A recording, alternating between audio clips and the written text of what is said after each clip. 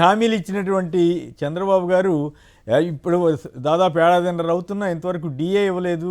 అట్లాగే వాళ్ళ బకాయిలు ఇవ్వట్లేదు. వాళ్ళకి కొన్ని చోట్ల అయితే జీతాలు కూడా సకాలంగా ఇస్తున్నారో లేదో తెలీదు. ఉదాహరణకి నిన్న సిపిఎం బాబురావు గారి ఆధ్వర్యంలో అమరావతిలోనే పారిశుద్ధ్య కార్మికులు కూడా సకాలంలో జీతాలు ఇవ్వట్లేదు. 2-3 నెలలు పెండింగ్ పెడుతున్నారట.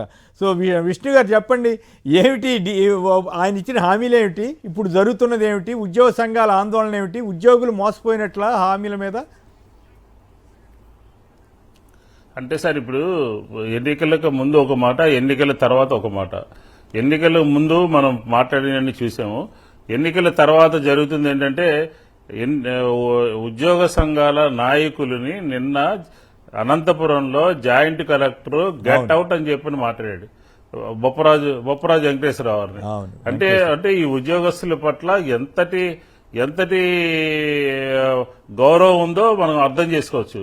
ఒక్కట కేబినెట్ లో నిన్న వస్తుందని చెప్పిన ఇంటీరియం రిలీఫ్ కు సంబంధించి, లేకపోతే ఉద్యోగస్తులకు సంబంధించి, లేకపోతే ఉద్యోగస్తులకు ఉన్నటువంటి 30,000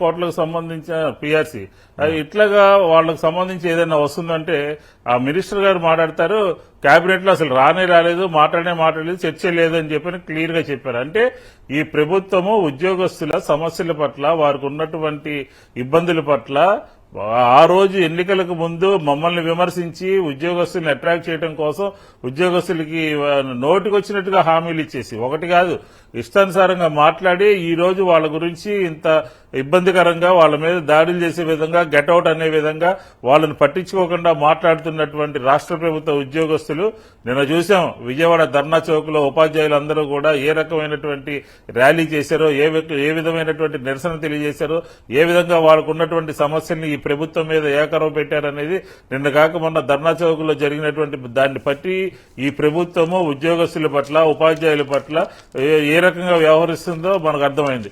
కానీ అందరికీ అర్థమవుతుంది, కానీ పోలీసులకు అర్థం కావట్లేదు. పోలీసులకి శనివారం, ఆదివారం కూడా మీకు సెలవు ఇచ్చే కార్యక్రమం, రెస్ట్ తీసుకునే కార్యక్రమం చేస్తామని చెప్పని దీన్ని ఆలోచన చేసి ప్రవేశపెట్టింది జగన్మోహన్ రెడ్డి గారు. కానీ 16 నెలలుగా దీని గురించి ఆలోచన లేదు. ఆలోచించబోగా ఇంకా వాళ్ళు వేరే విధేయుల్లాగా మారిపోతున్నారు ప్రభుత్వానికి. ఎందుకు అనాల్సి వస్తుందని అంటే ఈ ఉద్యోగస్తుల దాంట్లోకి మళ్ళీ పోలీసుల దాంట్లోకి వెళ్ళినప్పుడు మాట్లాడదాము. నిన్న విశాఖపట్నంలో